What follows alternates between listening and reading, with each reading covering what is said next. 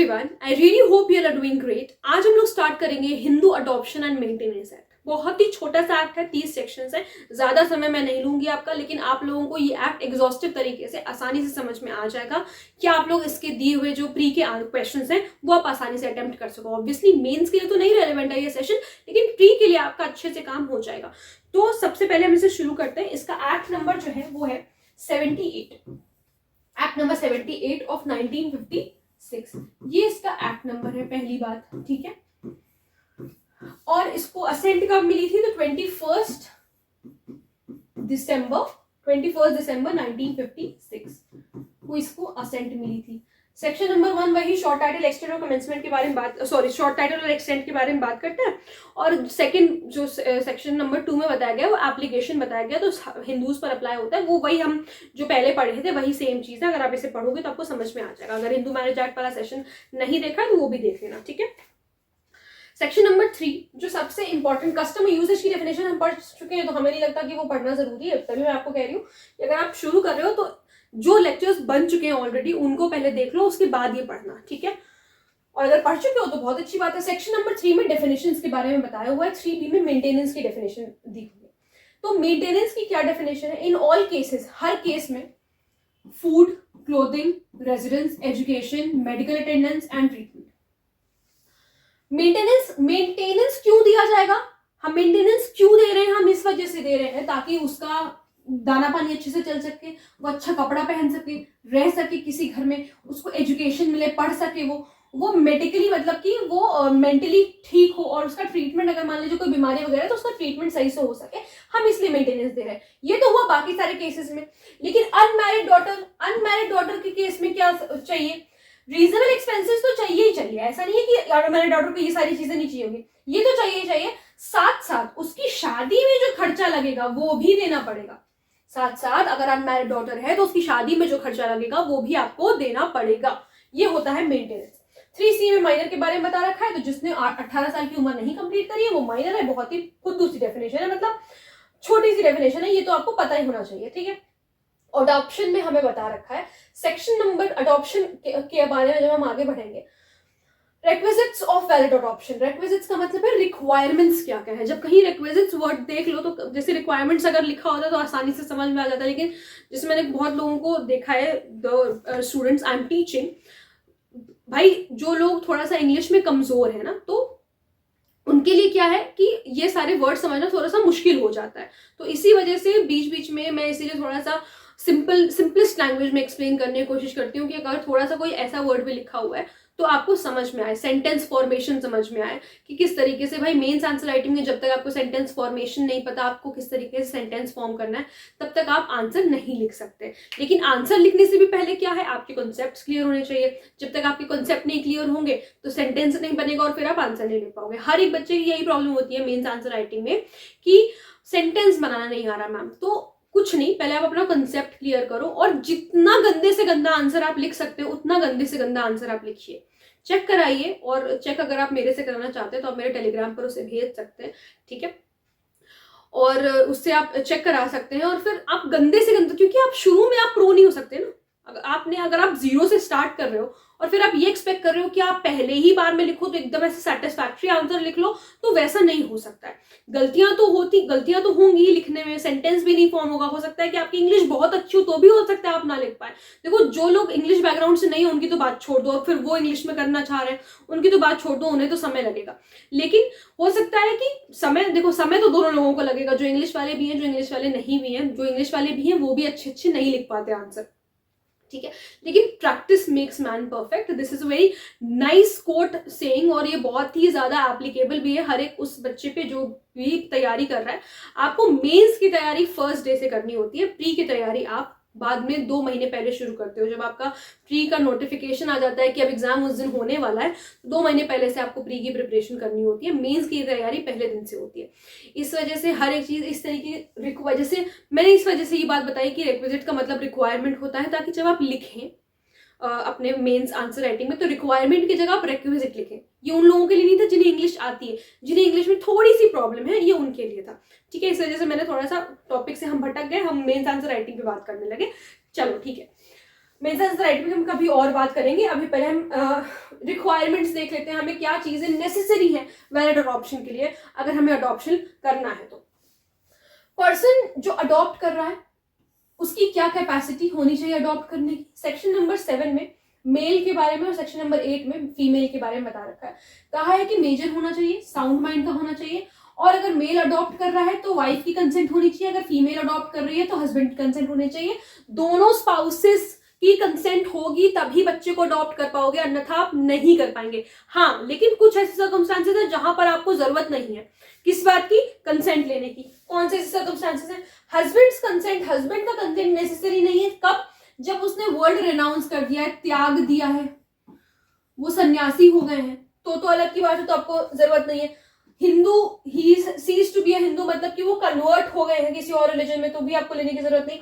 और कोर्ट के द्वारा अगर उनको अनसाउंड माइंड का डिक्लेयर कर दिया है तो आपको कंसेंट लेने की जरूरत नहीं है। याद करिए मेरे साथ, हस्बैंड की कंसेंट कहां लेने की जरूरत नहीं है? जब he has renounced the world, जब he has ceased to be a Hindu, वो अब हिंदू नहीं रहा, उसने कन्वर्ट कर लिया है, और या फिर उसको कोर्ट ने डिक्लेयर कर दिया अनसाउंड माइंड का, ठीक है, उसने वर्ल्ड रिनाउंस कर दिया है, वो अब हिंदू नहीं रहा है, और या फिर जो है उसको कोर्ट के द्वारा अनसाउंड माइंड का डिक्लेयर कर दिया गया। ये तो बात हुई इसकी। अब कह रहा है section number 9, person giving an adoption, जब वो पर्सन जो अडॉप्शन में दे रहा है, एक सेकेंड, सेक्शन नंबर 9 हमें क्या बता रहा है? Section number 9 says person capable of giving an adoption, यानी कि जो अडॉप्शन में दे रहा है, no person except the father or mother or the guardian of the child shall have the capacity to give the child in adoption। कौन कौन adoption में दे सकता है उस बच्चे को? सिर्फ माता पिता या उसका गार्जियन, उसके अलावा कोई तीसरा इंसान नहीं दे सकता उसको, बच्चे को अडॉप्शन में, ठीक है। Only father, mother and guardian of the child. If father or mother dead है, वर्ड रिनाउंस कर दिया या बच्चे को छोड़ दिया, अबैंडन कर दिया है, डिक्लेयर, या फिर फादर और मदर जो है डिक्लेयर है अनसाउंड माइंड के, या फिर बच्चे का पेरेंटेज ही नहीं पता, मान लीजिए अनाथ है शुरू से जब से पैदा हुआ, तो फिर कोर्ट की परमिशन से होगा, then with the permission of the court. और यहाँ पर कंसिडर करना है कि माइनर का वेलफेयर हो, माइनर का ही जो है मतलब कल्याण का उसका वो करना है, कोर्ट ही कंसिडर करेगा, और माइनर की क्या इच्छा है वो भी देखना है, ठीक है। फादर और मदर में स्टेप मदर और स्टेप फादर नहीं आते, फादर और मदर में स्टेप फादर और स्टेप मदर नहीं आते हैं, ये ध्यान रखिएगा, ठीक। अब किसको अडॉप्ट किया जाएगा? हमने देखा कौन अडॉप्शन में देगा, सेक्शन नंबर 9 में किसको अडॉप्ट किया जाएगा ये दिया गया है सेक्शन नंबर 10 में। Person adopted is capable of giving in adoption who may be adopted. किसको अडॉप्ट किया जाएगा? जो कि हिंदू हो, सिंपल समझो, किसको अडॉप्ट किया जाएगा? जो कि हिंदू हो, जिसको पहले से अडॉप्ट ना किया गया हो, नॉट प्री अडॉप्टेड, 15 साल से नीचे का नहीं होना चाहिए, not below age of 16 years, एक सेकेंड, 15 ईयर्स, 15 साल से कम का होना चाहिए ना। यहाँ पर not below the age of 15 years लिखा हुआ है। Section number 10 says he has not completed the age of 16 years। हाँ, यहाँ पर थोड़ा सा गलत लिखा है, not below the age of, not above यहाँ पर होगा, बिलो नहीं होगा, आई एम एक्सट्रीमली सॉरी, यहाँ पर अबव होगा, not above 15 years of age. 15 साल से ऊपर नहीं होना चाहिए, 15 साल से कम होगा। अब देखो यहाँ पर जो आपके 4th क्लॉज में बताया हुआ है, ही और शी, सेक्शन नंबर 10 में 4th क्लॉज पे देखिए, he or she has not completed the age of 15 years, 15 साल से कम ज्यादा का नहीं होना चाहिए, unless there is a custom or usage. हाँ, अगर कोई कस्टम अलाउ कर रहा है, कोई ऐसा कस्टम जो उनके यहाँ पहले से चला आ रहा है, अगर वो अलाउ कर रहा है तो फिर आप जो है अडॉप्शन में उसको ले सकते हो, मतलब उसका अडॉप्शन हो सकता है, नहीं तो नहीं हो सकता। 15 साल से ऊपर के बच्चे का अडॉप्शन नहीं हो सकता, ठीक है। अब इस अडॉप्शन का इफेक्ट क्या होता है तो ये भी जानना जरूरी है। अडॉप्टेड चाइल्ड अगर है तो child of mother, adopted child अगर है तो चाइल्ड ऑफ मदर और फादर प्रॉपर्टी जो है before adoption continues to vest. देखो section number 11, sorry section number 12, an adopted child shall be deemed to be the child of his, जैसे मान लीजिए किसी बच्चे को अगर अडॉप्शन में दिया गया है तो जिसको अडॉप्शन में दिया गया, अब उसके जो अडॉप्टिव फादर मदर है वो उसके माता पिता कहलाएंगे फॉर ऑल पर्पस, ठीक है, with effect from the date of adoption, जिस दिन अडॉप्शन हुआ उस दिन से, and from such date all the ties of the child in the family of his or her birth shall be deemed to be severed. और जहां पर जिस फैमिली में उसने जन्म लिया था उस जिस दिन उसको अडॉप्शन में दिया गया उस दिन से उस फैमिली से, जो उसकी बर्थ वाली फैमिली थी, उससे सारे रिश्ते नाते सब टूट जाते हैं and replaced by the end जो है वो रिश्ते नाते किससे रिप्लेस हो जाते हैं, वहां पर जहां पर उसको अडॉप्शन में दिया गया है। provided that the child cannot marry any person whom he or she could not have married if he or she had continued in the family of his or her birth। कह रहा है जहां उस बच्चे ने जन्म लिया था वहां पर जब वो मान लीजिए सापिंडा था या प्रोहिबिटेड रिलेशनशिप में, वो शादी उस जगह पर किसी लड़की से या किसी लड़के से अगर नहीं कर सकता था वो जो बच्चा था, तो जब उसका अडॉप्शन हो गया है दूसरी फैमिली में, तो वहां पर भी वो ये नहीं कह सकते कि अब तो मेरा अडॉप्शन हो गया है तो मैं बर्थ फैमिली में उस लड़की से या उस लड़के से शादी करना चाहता था, अब तो कर सकता हूँ क्योंकि अब सापिंडा और प्रोहिबिटेड रिलेशनशिप नहीं, प्रोहिबिटेड डिग्री नहीं बचा। ऐसा नहीं हो सकता, ठीक है। अभी भी वो प्रोहिबिटेड है, अभी भी आप सापिंडा मतलब सापिंडा वगैरह का जो प्रोहिबिशन है वो लगा ही रहेगा। आप ये नहीं कह सकते कि नहीं अब तो मैं शादी कर सकता हूँ अडॉप्शन के बाद, आप अडॉप्शन के बाद भी शादी नहीं कर सकते, ठीक है। फिर उसके बाद कह रहा है कि any property which vested in the adopted child before the adoption, ये फायदा होता है कि अडॉप्शन अगर आपका हो भी गया है और उससे पहले अगर कोई प्रॉपर्टी आप में निहित थी आपकी बर्थ वाली फैमिली से, वो आपके अडॉप्शन के बाद भी आपके अंदर वेस्ट करती है। ऐसा नहीं कि प्रॉपर्टी छूट जाती है, ठीक है। तो ये बात ध्यान रखना। फिर उसके बाद फिर सी क्लॉज क्या कह रहा है, the adopted child shall not divest any person of any estate which vested in him or her before the adoption. यहाँ पर बच्चे का जो एंसेस्ट्रल प्रॉपर्टी पे कोई उसका हक नहीं होता, ठीक है ना। एंसेस्ट्रल प्रॉपर्टी पे आप कह सकते हो कोई हक नहीं होता। और जैसे यहाँ पर उन्होंने बात करी कि know the adopted child shall not divest, deprive नहीं करेगा किसी दूसरे पर्सन को जो बर्थ फैमिली में उसका था, कि जैसे मान लीजिए फॉर एग्जाम्पल बर्थ फैमिली में ये इतना बड़ा ये बर्थ फैमिली है, ठीक है। बर्थ फैमिली में ये मान लीजिए इतनी बड़ी कोई प्रॉपर्टी थी, ठीक है, उसमें से ये हिस्सा या मान लीजिए कोई इतना हिस्सा ये उस अडॉप्टिव बच्चे के नाम है, तो मैं यहाँ पर अडॉप्टिव सन लिख दे रही हूँ, ठीक है। ये उसका अडॉप्शन होने के बाद भी उसमें ये प्रॉपर्टी वेस्ट करेगी, ये तो हम जान रहे हैं। लेकिन अब इसका मतलब ये नहीं है कि यहाँ पर ये वाला जो बच्चा है जो इसको अडॉप्शन में अब दे दिया गया है, मान लीजिए ये किसी और का है, ये किसी और का, ये किसी और का, इतना भाग किसी और का है मान लीजिए, ठीक है, या ये पूरी प्रॉपर्टी और किसी और के नाम पर है और इतनी प्रॉपर्टी उसके नाम पर है, तो ये प्रॉपर्टी मान लीजिए अगर किसी एक्स पर्सन के नाम पर है, तो ये जो ये जो अडॉप्टेड बच्चा है ये अब डिप्राइव नहीं कर सकता इस एक्स बंदे को कि तुम जो है इस प्रॉपर्टी में यहाँ पे इस पर्टिकुलर जगह पर हिस्सा नहीं ले सकते, वो ऐसा नहीं कर सकता। वही यहाँ पर लिखा है कि जो अडॉप्टेड चाइल्ड है वो किसी दूसरे पर्सन को डिप्राइव नहीं करेगा उस स्टेट में कि तुम जो है यहाँ पर हिस्सा नहीं ले सकते वगैरह वगैरह, ठीक है। Wasted in him or her before the adoption, एक सेकेंड, जो कि उसमें वेस्टेड है, ओके ओके, हाँ ठीक है। वो यहाँ पर बस यही बता रहा है कि वो जो उसकी बर्थ फैमिली में जो कुछ भी है दूसरे का अगर किसी का हिस्सा है तो वहां पर वो डिप्राइव नहीं कर सकता, बस इतना आपको याद रखना है, बाकी और कुछ याद रखने की जरूरत नहीं है, ठीक है। बस इतना याद रखो, इसको हटा देते हैं ताकि सुंदर रहे हमारे नोट्स एक्चुअली, ठीक है। अब ये सेक्शन नंबर 12 हो गया। सेक्शन नंबर 11 में कुछ अदर कंडीशंस हैं वैलिड अडॉप्शन के लिए, ठीक है। अदर कंडीशंस क्या हैं, देखो अगर सन का अडॉप्शन हो रहा है तो उन्होंने कहा कि in every adoption the following conditions must be complied. क्या कंप्लाइड होना चाहिए, if any adoption is of a son the adoptive father or mother by whom the adoption is made must not have a Hindu son. कोई हिंदू सन, अगर सन का adoption हो रहा है तो कोई हिंदू सन नहीं होना चाहिए। Adoptive father or mother must not have a son, son or son. कह रहा है बेटा नहीं होना चाहिए, पोता नहीं होना चाहिए और परपोता नहीं होना चाहिए। लड़का बेटा नहीं होना चाहिए। आप देख रहे हैं अडॉप्टिव फादर और मदर यानी कि जिसको जो फैमिली अब अडॉप्ट कर रही है उनका पहले से कोई बेटा नहीं होना चाहिए, कोई पोता नहीं होना चाहिए और कोई परपोता नहीं होना चाहिए, तभी वो एक लड़के को अडॉप्ट कर पाएंगे। डॉटर के मामले में must not have a daughter नहीं होनी चाहिए, मतलब उनकी खुद की बेटी नहीं होनी चाहिए और कोई पोती नहीं होनी चाहिए वहां पर, ठीक है, तभी आप अडॉप्ट कर पाओगे। लिविंग जीवित नहीं होनी चाहिए जब वो अडॉप्शन कर रहे हैं, जब वो अडॉप्शन में ले रहे हैं तो वो जीवित नहीं होनी चाहिए। एक तो ये बात हो गई। अब अडॉप्शन बाय मेल में क्या है, मेल अगर अडॉप्ट कर रहे हैं किसी फीमेल को तो जो अडॉप्टिव फादर है यानी कि जो मेल अडॉप्ट कर रहे हैं उनकी जो उम्र है वो 21 साल ज्यादा होनी चाहिए उस लड़की से, ठीक है, 21 साल बड़े होने चाहिए उससे। और अगर कोई फीमेल अडॉप्ट कर रही है तो वो भी फीमेल अगर किसी मेल को अडॉप्ट कर रही है तो उनकी भी उम्र, उस लड़की की महिला की भी उम्र 21 साल ज्यादा होनी चाहिए उस लड़के से। ये बता रहा है यहाँ पर। कह रहा है same child can not be adopted by 2 और मोर पर्सन। एक ही बच्चे को आप 2 बार या दो फैमिली थोड़ा अडॉप्ट कर सकती है, एक बच्चे को एक ही बार अडॉप्ट किया जाएगा, ये यहाँ पर बताया गया। सेक्शन नंबर 30 कह रहा है right of adopted parents to dispose their party properties है, आज पता नहीं कितनी गलतियां निकलेंगी, प्रॉपर्टीज है, ठीक है, सॉरी, एक्सट्रीमली सॉरी, ठीक है। देखो पढ़ लेते हैं, जो छोटे छोटे सेक्शन है उसे हम पढ़ सकते हैं। Subject to any agreement to the contrary, कह रहा है अगर इस जो हम बोल रहे हैं अगर उसके विपरीत कोई और अग्रीमेंट हुआ है तो उसको ध्यान में रखते हुए, an adoption does not deprive the adoptive father, adoption अगर हो रहा है तो अडॉप्टिव फादर या अडॉप्टिव मदर के पावर को डिप्राइव नहीं कर देता, to dispose of his or her property by transfer inter vivos or by will, वो चाहे तो वो इंटरव्यूज ट्रांसफर कर सकते हैं या बाय विल ट्रांसफर कर सकते हैं, ऐसा नहीं है कि वो नहीं कर सकते, ठीक है।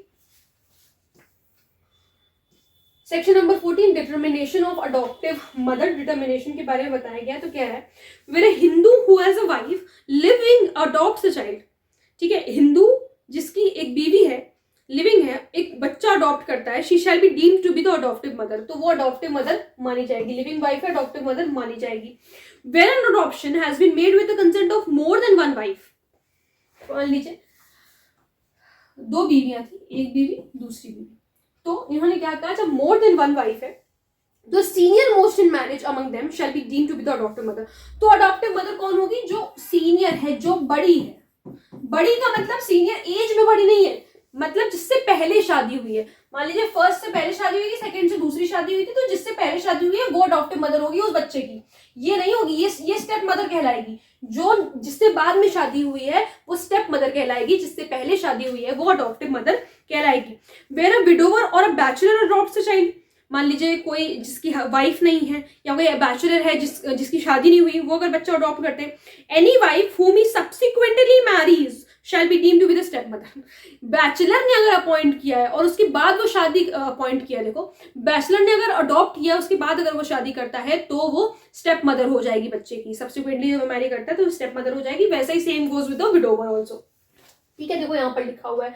फिर अब क्या है कि where a widow or an unmarried woman adopts a child, तो वहां पर वो स्टेप फादर हो जाएंगे, अडॉप्टेड वही उल्टा हो जाएगा भाई।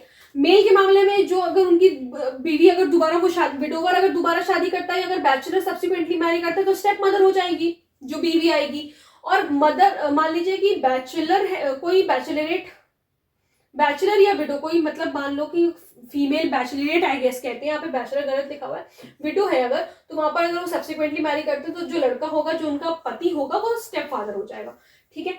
सेक्शन नंबर 15 वैलिड अडॉप्शन के बारे में बताया गया है।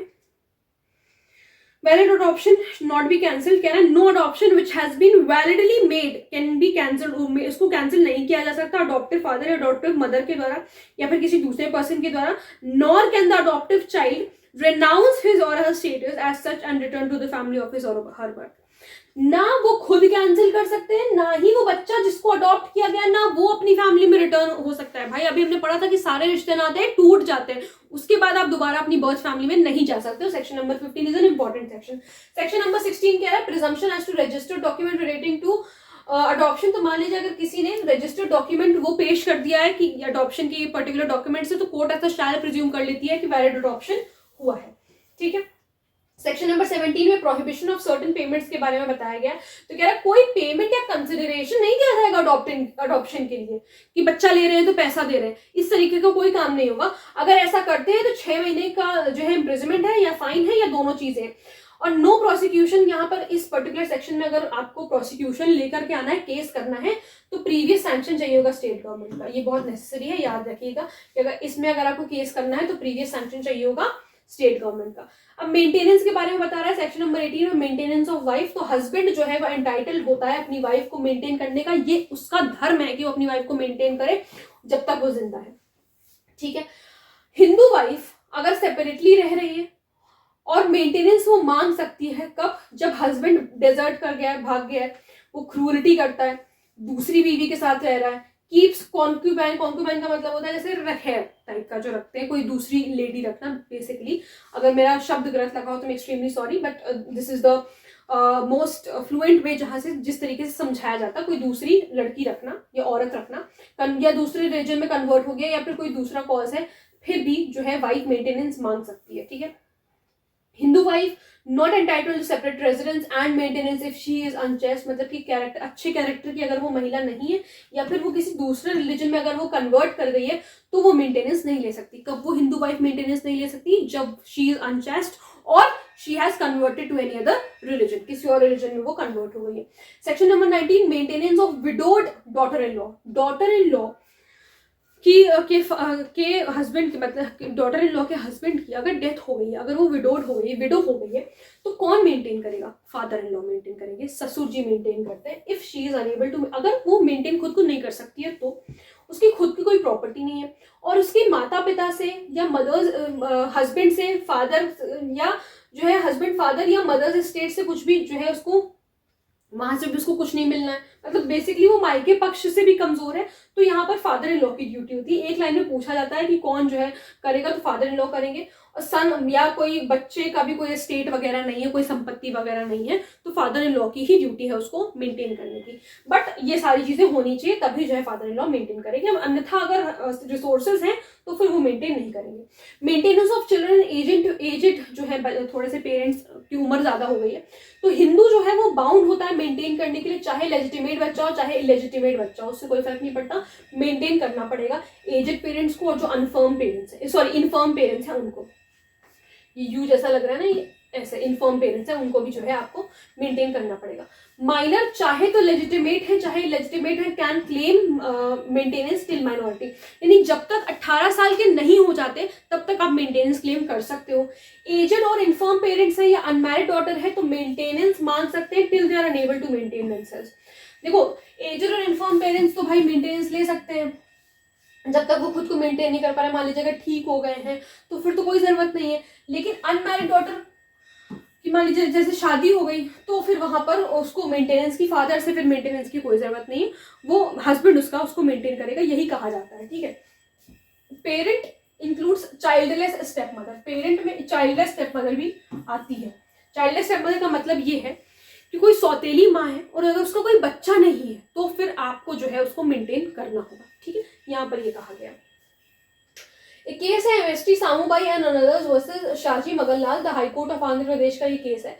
The maintenance to aged and infirm parents must only be provided, ये मैंने आपको कहा ना, if the parents have no means to sustain themselves, उनके पास तरीका, उनके पास कोई और रिसोर्स नहीं है कि वो खुद को किस तरीके से, मतलब वो जिया ही नहीं पाएंगे, वो जी ही नहीं पाएंगे अगर आप उनको मेंटेन नहीं करोगे, or unable to maintain themselves out of their own property or earnings, और या तो वो खुद को मेंटेन नहीं कर पा रहे उनकी प्रॉपर्टी और अर्निंग्स होने के बावजूद भी।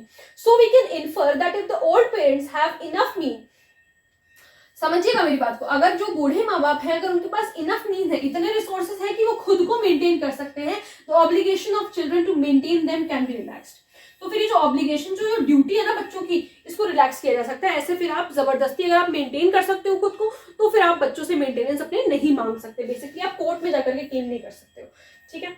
डिपेंडेंट कौन होते हैं? A person who relies on parents, brothers or some relative for living, ठीक है, किसी रिलेटिव, किसी पर जो है आप डिपेंडेंट हो। अगर मैं कहूँ कि मैं सामने वाले पे डिपेंडेंट हूँ तो वो डिपेंडेंट, वो अगर कल को उसको कुछ हो जाता है तो I am his dependent, his or her dependent I am, ठीक है, कि मैं सामने वाले पे डिपेंडेंट थी, अब उसको कुछ हो गया तो इस तरीके की चीजें होती है। Section number 21 says that in the context of this act dependants refers to the following relatives of the deceased.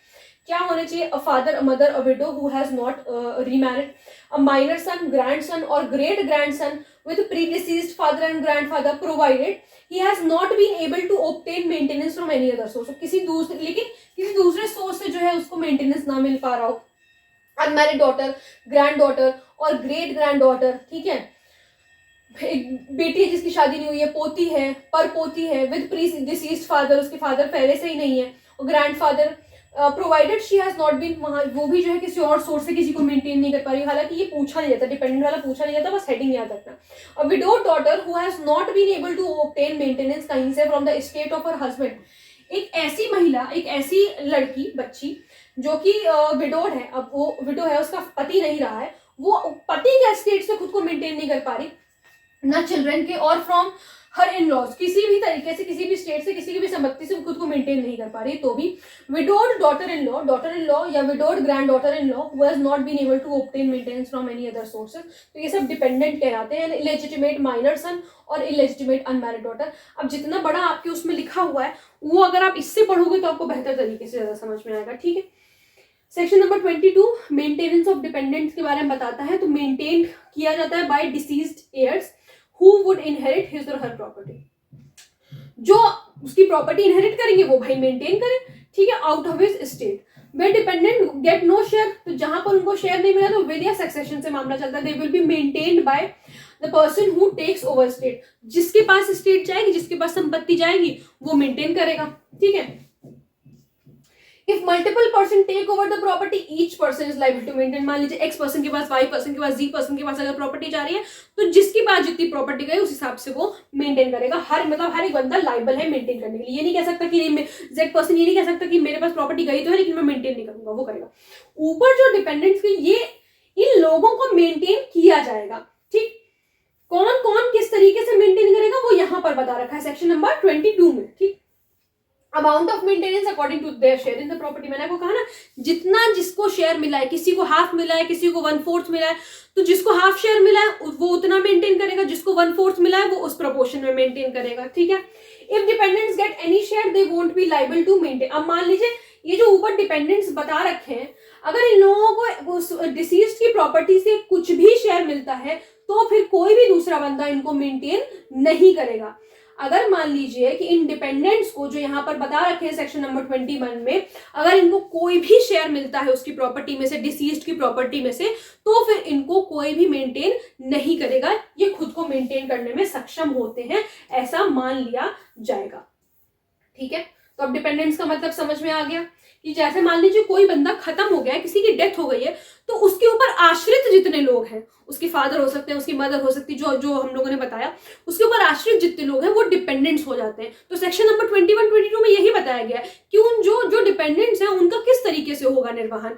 अब सेक्शन 21 में बता दिया कि डिपेंडेंट्स कौन कौन है, सेक्शन 22 में बता दिया कि किस तरीके से जो है उनको मेंटेन किया जाएगा। सेक्शन नंबर 23 में अमाउंट बताया मेंटेनेंस का, तो ये कोर्ट के डिस्क्रिप्शन पर होता है। देखो कहीं पर भी कोई अमाउंट नहीं बता रखा, पहले सीआरपीसी में दे रखा था लेकिन अब वो तो बहुत पहले ही हटा दिया गया था। जो सीआरपीसी में मेंटेनेंस दे रखा था कि 10,000 रुपए देना है कि 5,000 रुपए महीना देना, अब वो सारी चीजें नहीं है। कोर्ट जो है वो जिस बंदे को मेंटेनेंस चाहिए उसकी लाइफस्टाइल पर डिपेंड करता है, वो किस तरीके से उसका रहन सहन है उस पर डिपेंड करता है कि कोर्ट कितना मेंटेनेंस देने को कहेगी, या लाइफस्टाइल पे भी डिपेंड करता है। मतलब लाइफस्टाइल पे तो डिपेंड करता है, साथ साथ अगर उसकी तबियत वगैरह कुछ खराब है, वो मेंटली परेशान, मतलब मेंटली क्या मतलब फिजिकली अगर उसको कुछ प्रॉब्लम वगैरह, कोई बीमारी वगैरह, तो उस पर भी जो है डिपेंडेंट होती है कई सारी चीजें, यहाँ पर जो है डॉटर इन लॉ को इंक्लूड, एक सेकेंड, सेक्शन नंबर 23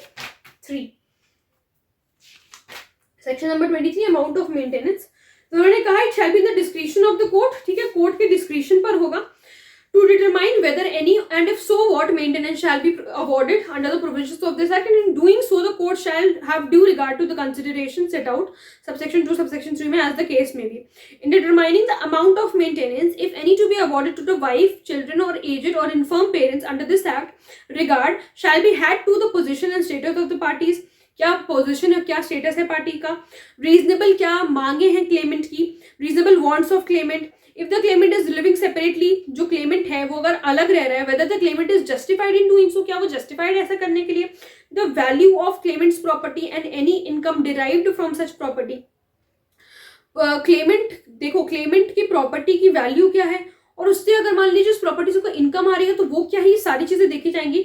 और from the Clements own earning, Clement का खुद का क्या अर्निंग है, वो कितना कमा रहा है, और from any other source, the number of person entitled to maintenance under this act, कितने लोग जो है एंटाइटल्ड है मेंटेनेंस के लिए, ये सारी चीजें कोर्ट जो है रिगार्ड में लेता है मेंटेनेंस के मामले में जब भी कोई वो देता है, क्या बोलते हैं, डिसीजन देता है। तो यहाँ पर डॉटर इन लॉ के बारे में does not include daughter in law क्यों लिखा हुआ है, ये चीज मुझे थोड़ा सा नहीं समझ में आई। डज नॉट इंक्लूड, या तो डीआईएल का कुछ और मतलब है, चलो ठीक है इसको छोड़ दो, ठीक है।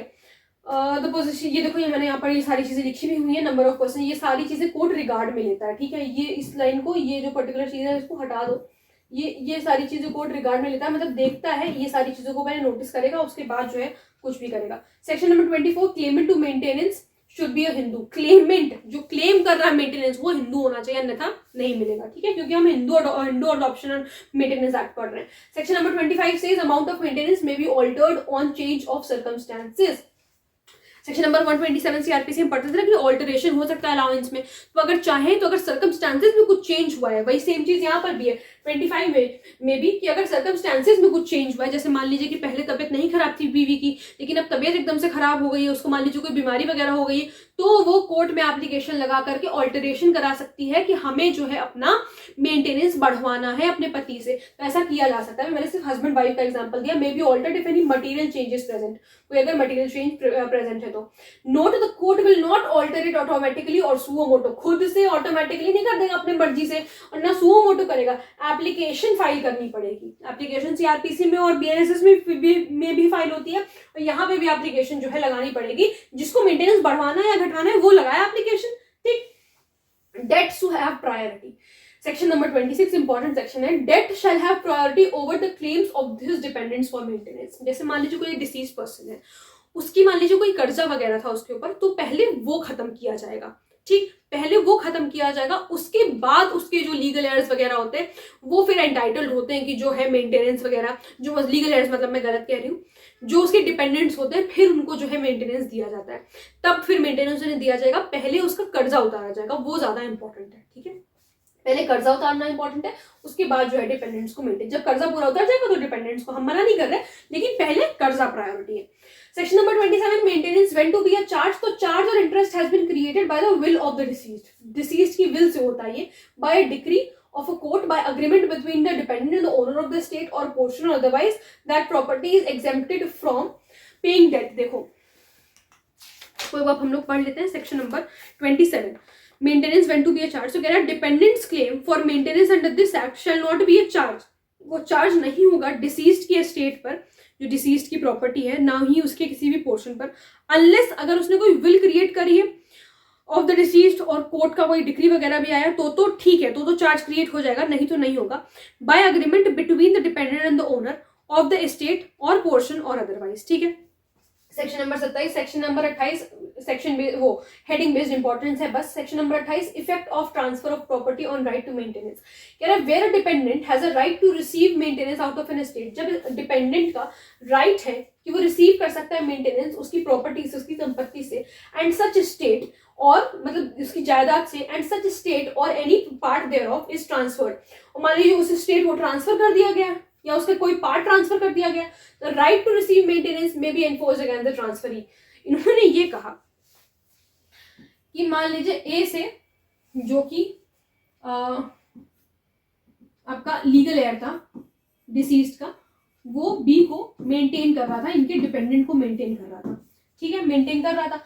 ए ने क्या किया, अपनी ये जो वाली प्रॉपर्टी थी ये इसने बेच दी किसी सी पर्सन को। तो ये कह रहे हैं ऐसा नहीं है कि ये सिर्फ इसी से मेंटेनेंस क्लेम कर सकता था जब तक प्रॉपर्टी इनके पास थी, कह रहा है ये बी जो है सी से भी मेंटेनेंस क्लेम कर सकता है। द मेंटेनेंस में भी ये जो ट्रांसफर है, मान ये ट्रांसफर है और ये ट्रांसफर ही है, ये ट्रांसफर ही, इसको प्रॉपर्टी ट्रांसफर हुई है, बी इससे भी मेंटेनेंस क्लेम कर सकता है। ऐसा नहीं है कि प्रॉपर्टी ट्रांसफर कर दी तो बच गया अपने, इससे भी मेंटेनेंस वो क्लेम करेगा उसकी जायदाद से, ठीक है। To conditions the transfer has the right, sorry has the notice of the right, लेकिन ट्रांसफरी को नोटिस होना चाहिए इस पर्टिकुलर चीज का कि ऐसा कुछ डिपेंडेंट वाला सिस्टम है, और अगर ट्रांसफर ग्रेचुइटस है तो ट्रांसफर अगर ग्रेचुइटस है तो ही कर सकता है। Note, if the transferee does not have the knowledge of obligation, अगर उसको इस ड्यूटी के बारे में नहीं पता, इस मेंटेनेंस के बारे में नहीं पता है, एंड उसने कंसिडरेशन पे किया है, तो dependents can't claim it from transferee. कब नहीं क्लेम कर सकते, जब उस पर्टिकुलर ट्रांसफरी को नोटिस नहीं है इस बारे में कि ऐसा कुछ भी मेंटेनेंस का मामला है, और उसने कंसिडरेशन देकर के पैसा, उसने कंसिडरेशन लेकर के उस प्रॉपर्टी खरीदी है, तो डिपेंडेंट्स क्लेम नहीं कर सकते हैं ट्रांसफरी से कुछ भी, ठीक है। अच्छा, तो हमारा ये एक्ट कंप्लीट हुआ, हिंदू सक्सेशन एक्ट शुरू हो गया। सेक्शन नंबर 28, 29 आपका रिपीट है, 30 में सेविंग्स के बारे में बता रखा है। देखिए, nothing contained in this act, इस एक्ट में कुछ भी लिखा है, shall affect adoption made before the commencement of this act. मान लीजिए 1956 के एक्ट से पहले अगर कोई भी अडॉप्शन वगैरह हुआ था तो 1956 से पहले जो भी अडॉप्शन हुए थे उस पर ये एक्ट कोई भी इफेक्ट नहीं डालता है। And the validity and effect of any such adoption shall be determined as if this act had not been passed. और जो उस अडॉप्शन की वैलिडिटी है और उसका जो इफेक्ट है वो उसी तरीके से डिसाइड किया जाएगा जैसे कि ये एक्ट पास नहीं किया हुआ है। जैसे मान लीजिए 1955 में कोई पर्टिकुलर अडॉप्शन हुआ था, उसको लेकर के अगर आप कोई विवाद करना है 1957 में और अब तो ये एक्ट आ गया, तो कह रहे हैं हम ऐसे ही उस विवाद को सुनेंगे, ऐसे ही उस केस को सुनेंगे जैसे कि ये एक्ट अभी नहीं आया है। ठीक है, तो ये यहाँ पर हमें बताया गया बेसिकली ये वाला जो एक्ट है इसका प्रोस्पेक्टिव वो है। ठीक है, तो इसका रेट्रोस्पेक्टिव कुछ भी मामला नहीं है। सो आई रियली होप आप लोगों को ये वाला act, Hindu adoption and maintenance act, अच्छी तरीके से समझ में आया होगा। अगर कोई प्रॉब्लम है, कोई डाउट है तो आप लोग मुझसे कमेंट सेक्शन में पूछ सकते हैं। मिलते हैं नेक्स्ट वीडियो में। Thank you so much.